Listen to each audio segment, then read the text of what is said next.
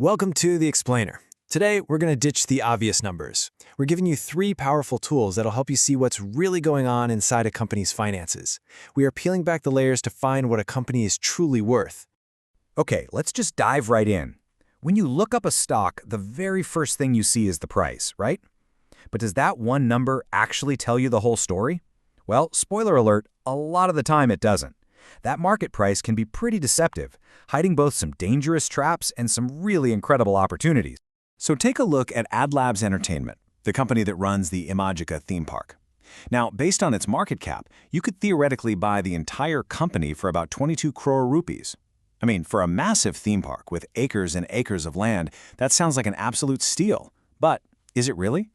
Well, there's a hidden catch here, and it's a massive one. And that brings us to our very first tool for looking past that simple price tag and really understanding the true cost of owning a company.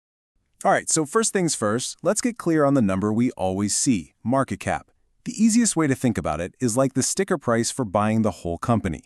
You just multiply the price of one share by the total number of shares out there. But, just like buying a car, that sticker price is only the beginning of the story.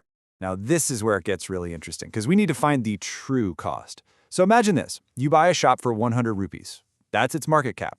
Simple. But then, you pop open the cash register, and hey, there's 20 rupees inside. That's yours now. So your real cost just dropped to 80. But then, you find out the old owner left a 10 rupee debt that you now have to pay. So your real all-in cost is actually 90 rupees. And that, right there in a nutshell, is enterprise value. It gives you the real, all-in cost of a business. It adjusts that sticker price for the cash you get and the debt you have to take on.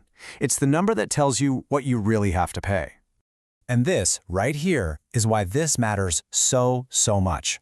Let's circle back to AdLabs. Its market cap, a tiny 22 crores. But wait, it's sitting on a mountain of debt, over 1,000 crores. So its enterprise value is actually over 1,100 crores. That's the trap.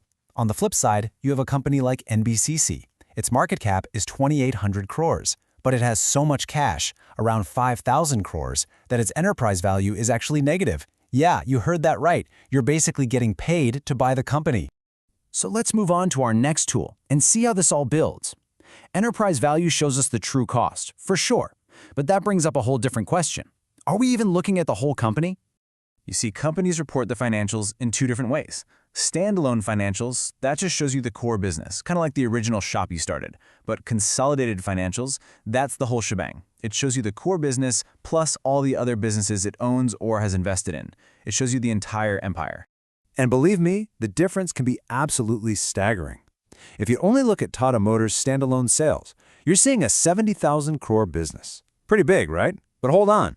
When you look at the consolidated view, which, by the way, includes their ownership of Jaguar Land Rover, that number explodes to 300,000 crores. That's more than 4 times bigger. So think about that.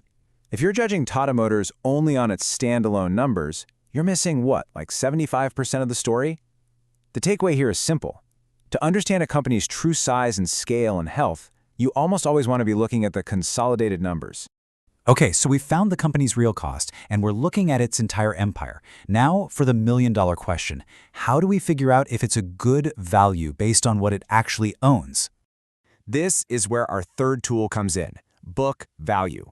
Think of it as the company's liquidation value. Just imagine the company decides to have a giant garage sale. They sell off everything you can physically touch, their factories, their machines, their land, and then they use that cash to pay off every single one of their debts. Whatever cash is left over for the shareholders, that's the book value. So we use this to calculate something called the price-to-book ratio, or PB. It just compares the market price to this asset value.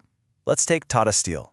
Its share price is around 277 rupees, but its book value per share is way up at 593 rupees. That gives it a PB ratio of 0.47. That literally means you're paying less than half for the stock compared to the value of its underlying assets. I mean, that looks like an incredible deal, right? But, and this is a really big but, this is where we need to put on our analyst hat.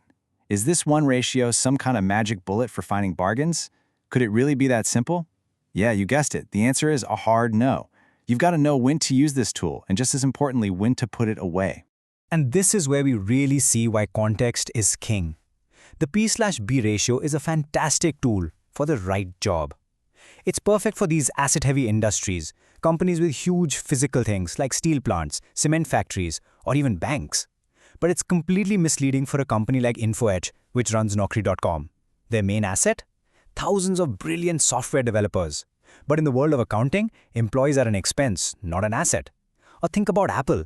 Their immense value comes from their brand, another intangible thing that doesn't really show up in its book value. So let's pull all of this together. We started by asking if a stock's price is its real price, and now we have a much more sophisticated way to answer that question. So what have we added to our toolkit today? Well, we've learned to use enterprise value to see the real all-in price tag, not just the sticker price. We know to always look at the consolidated statements, so we're seeing the whole empire, not just one small piece of it. And we understand how to use the P/B ratio as a sharp tool for the right job, valuing those asset-heavy companies while knowing it's the wrong tool for valuing intangible things like brands and talent. You know, at the end of the day, becoming a smarter investor isn't about finding one secret formula. It's about using the right combination of tools to move beyond that surface-level price and truly understand the story a company's finances are telling you. So, what story are you going to uncover next?